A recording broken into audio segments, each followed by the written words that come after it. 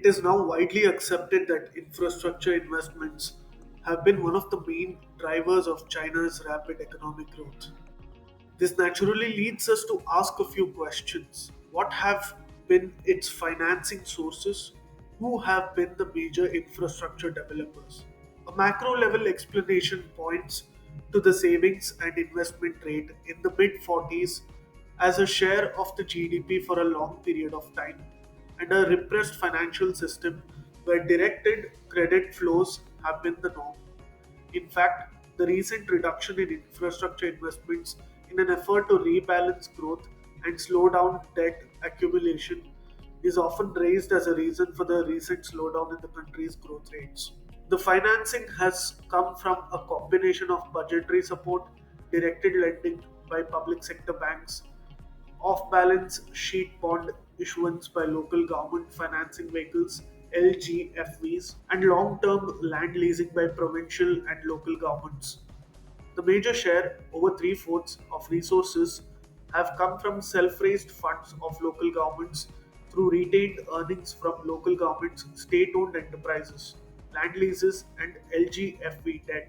The shares of both private and foreign capital have been negligible. There is a clear state monopoly in terms of major funding projects. However, in recent years, the buildup of debt among the LGFVs is a matter of big concern.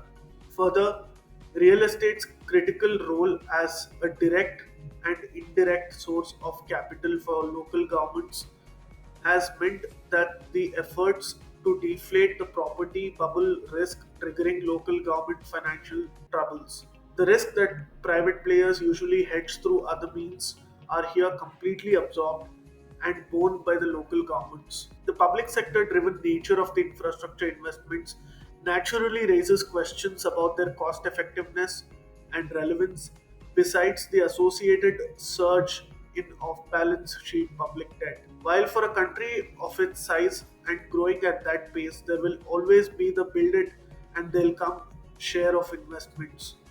But studies now appear to indicate that these investments have been associated with inefficiency and waste. One study has found that for over half of the infrastructure investments in China made in the last 3 decades, the costs are larger than the benefits they generate, which means that the project destroys economic value instead of generating it. It also found that there was a 31% overspend on these projects on average, and three quarters of the projects in the study suffered cost overruns.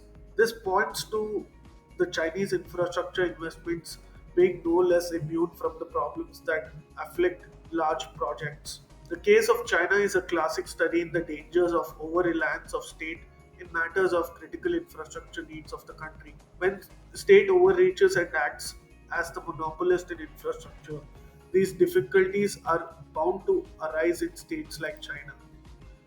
This is Sharan City reporting for Swarajya. Please do let us know what you thought about this video in the comment section below, and do subscribe and press the bell icon for more such content in the future.